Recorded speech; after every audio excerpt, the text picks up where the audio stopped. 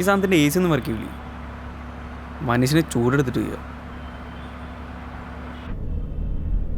എന്താടോ തനിക്ക് ആ കഥ പറയാത്തതിൻ്റെ ദേഷ്യമാണോ? എന്താ കേസിലെ ഡീറ്റെയിലൊക്കെ കേൾക്കാൻ നല്ല രസമല്ലേ? I know വേർഡ്സിലേക്ക്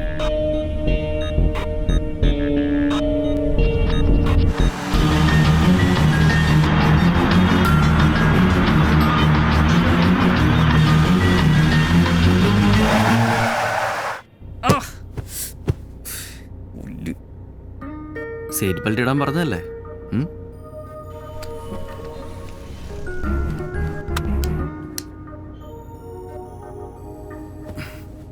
Now, let me make myself very clear to you. Firstly, ഞാനൊരു വക്കീലാണ്, നിന്റെ വേലക്കാരനല്ല. സെക്കൻഡ്ലി, ഒരു പെൺകുട്ടി നിന്റെ പേരെഴുതി വെച്ചിട്ട് ആത്മഹത്യക്ക് ശ്രമിച്ചു. നിന്റെ ഈ ചെറിയ തലയിലെ ബുദ്ധി ഉപയോഗിച്ചാൽ മതി. You will realise this is a big mess. നിന്നെ എനിക്ക് കുറച്ച് നേരത്തെ പരിചയമുള്ളൂ. But I can tell you won't survive jail. നീ എവിടുന്ന് ജീവനോടെ തിരിച്ചു വരില്ല. ഇപ്പോൾ നിന്നെ രക്ഷിക്കാൻ എനിക്കേ പറ്റൂ. So you are at my Mercy. ഞാൻ ഈ കേസിനെക്കുറിച്ച് പല ചോദ്യങ്ങളും ചോദിക്കും. അതിനെല്ലാം നീ സത്യസന്ധമായി ഉത്തരം പറയും. മനസ്സിലായോ? ഗുഡ്. ഇനി പറ, ആ കുട്ടി എന്തിനാണ് ആത്മഹത്യക്ക് ശ്രമിച്ചത്? അച്ഛനിത് വെറും ഒരു ബിസിനസ് ഡീലാ. എൻ്റെ ഇഷ്ടമൊന്നും അയാൾക്കൊരു പ്രശ്നമല്ല. ആ പെണ്ണ് ഞാൻ കെട്ടിയില്ലെങ്കിൽ അയാൾ എന്നെ കൊല്ലും. ഞാൻ പറയുന്നൊന്ന് കേക്ക്. എനിക്ക് ആ പെണ്ണിന് ഇഷ്ടമായിട്ടല്ല. അത്രേ ഉള്ളൂ? ആ, പരിപാടികളെല്ലാം കഴിഞ്ഞോ? ഇല്ല. അപ്പോൾ നേരത്തെ പറഞ്ഞ ഈ കപ്പിൾ ഓഫ് ടൈംസോ?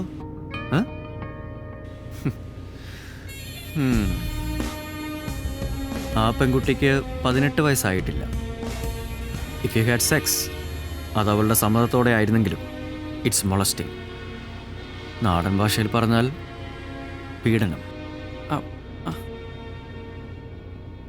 അറിയാലോ, ഡോക്ടറോടും വക്കീലിനോടും കള്ളം പറയരുത്, ചെലവ് കൂടും. എന്നറിയിക്കോ? നീ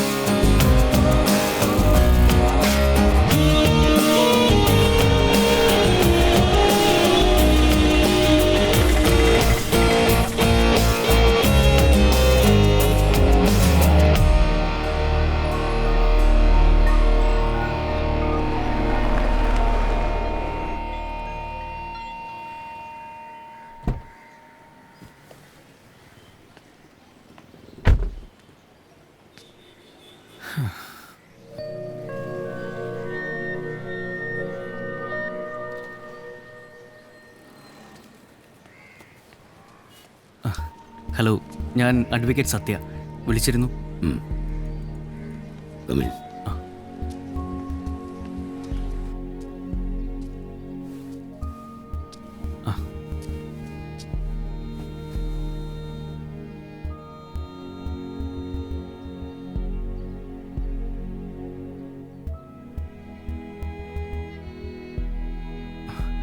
മായ,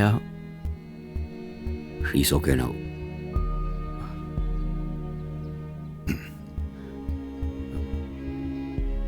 രാമകൃഷ്ണൻ സാർ ഒരു തുകയുടെ കാര്യം സംസാരിക്കാൻ പറഞ്ഞിരുന്നു. കോമ്പൻസേഷനാണോ? കാശിയുള്ള വീട്ടിലെ സന്തതിയല്ലേ.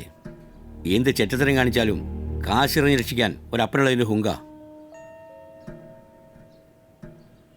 അവനോട് ഇത് പറഞ്ഞേക്ക്. അവൻ്റെ തന്ത വിചാരിച്ചാലും അവനെ രക്ഷിക്കാൻ പറ്റില്ല.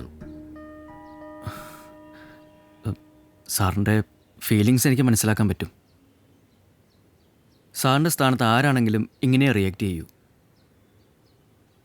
സാറിന് സിറ്റുവേഷൻ മനസ്സിലാവുന്നുണ്ടോയെന്ന് എനിക്കറിയില്ല. ഇപ്പോൾ അഭയ്ക്കെതിരെ സാർ ഒന്നും ചെയ്യാതിരിക്കുന്നതാണ് ബുദ്ധി. എൻ്റെ മോളെ ഈ നിലയിലെത്തിച്ചവനെ ഞാൻ വെറുതെ വിടണോ? വേറെ വഴിയില്ല സർ. അവനെതിരെ സാറിന് കോടതിയിലേക്ക് നീങ്ങാം. പക്ഷേ മായയ്ക്കും ശിക്ഷ കിട്ടും. എന്തിന്? ഇവിടെ വ്യക്തി എൻ്റെ മകളല്ലേ? I understand. പക്ഷേ ആത്മഹത്യയ്ക്ക് ശ്രമിക്കുന്നതും നിയമപ്രകാരം കുറ്റമാണ്.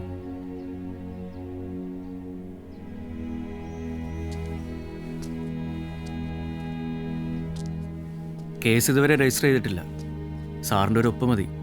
അവർക്ക് രണ്ടുപേർക്കും രക്ഷപ്പെടാം. പിള്ളേരില്ല സാർ. ഈ പ്രായത്തിൽ ഇങ്ങനത്തെ തെറ്റുകളൊക്കെ ഉണ്ടാവാം. Let's give them a second chance. മാത്രമല്ല, ഇതൊക്കെ കോടതി വരെ എത്തിച്ചാൽ മായ ഒരുപാട് സഹിക്കേണ്ടി വരും. മീഡിയ കവറേജ്, കോടതിയിലെ ക്രോസ് എക്സാമിനേഷൻ, അതൊക്കെ മായയ്ക്ക് താങ്ങാനാവാത്ത പ്രഷറാവും. മീഡിയയെ വെറുതെ ഈ പ്രശ്നത്തിലൊക്കെ ഇൻവോൾവ് ചെയ്യിക്കണോ? I don't care about media.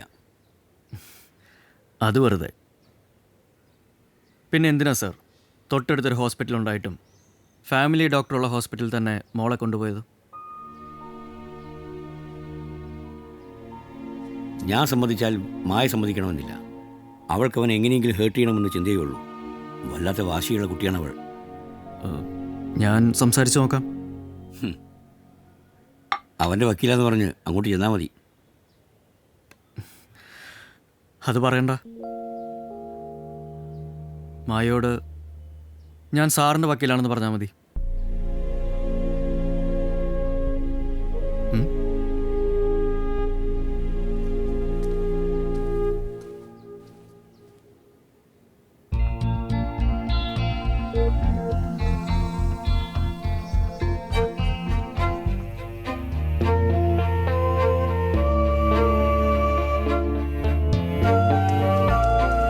ഞാനൊന്ന് വീട് വരെ പോയിട്ട് വരാം അങ്കിൾ.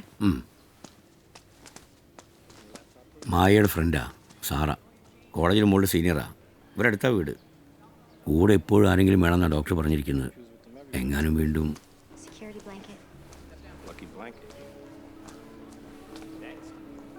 നമ്മുടെ കേസ് വാദിക്കുന്ന വക്കീല.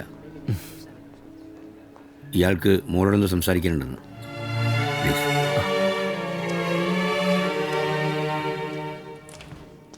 കുടിക്കാൻ എന്തെങ്കിലും? No thanks. Wow. Even answer your own door, Senator. I'm impressed. Front porch mentality. I like to know who's visiting. Secretary Laura just stepped out. Carolyn Eldridge from Family First. Hello, ഞാൻ അറിയാം, advocate സത്യ, പാലേക്കര പീഡന കേസിലെ പ്രതിഭാഗം വക്കീൽ. പത്രത്തിൽ photo ഉണ്ടായിരുന്നു. Bad start.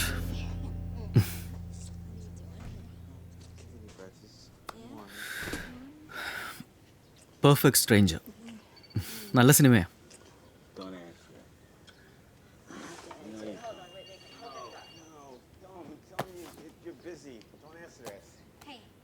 ഇതൊന്നും കണ്ടിട്ടില്ലേ? These are classics. ഇതൊന്നും എൻ്റെ ടേസ്റ്റ് അല്ല. സിനിമയാകുമ്പോൾ കുറച്ചൊക്കെ എരിവും പുളിയും വേണം. ഇതും നല്ല സിനിമയാ. So Maya, tell me, how do you feel? How do I feel? Okay, let's see. എൻ്റെ കാമുകൻ എന്നെ ചതിച്ചു.